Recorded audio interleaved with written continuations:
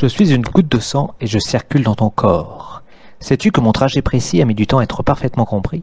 Les premiers textes écrits datent de l'Antiquité, quelques siècles avant Jésus-Christ, et les derniers détails n'ont été connus qu'au XVIIIe siècle, soit plus de 2000 ans de réflexion.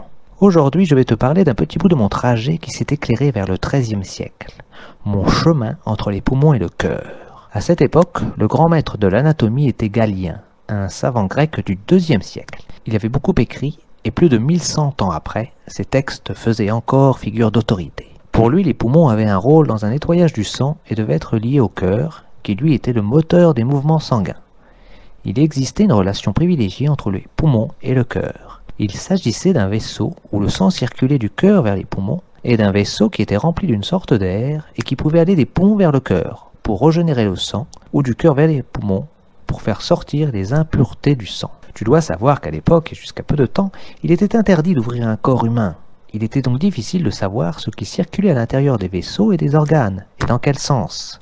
Les anciens avaient aussi remarqué qu'il existait deux côtés du cœur, de grandes cavités séparées par une cloison épaisse. D'après Galien, cette cloison possédait des petits trous permettant au sang de passer de la cavité droite à la cavité gauche.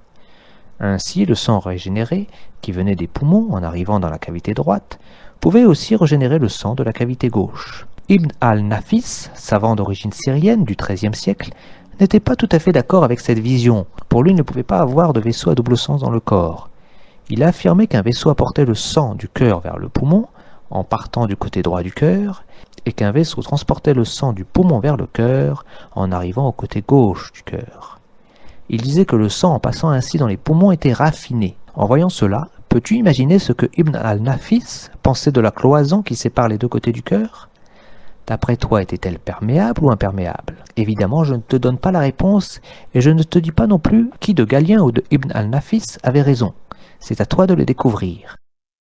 Quelques siècles plus tard, on découvrit aussi que le cœur était composé de 4 cavités et non de 2, comme le pensaient Galien et Ibn al-Nafis.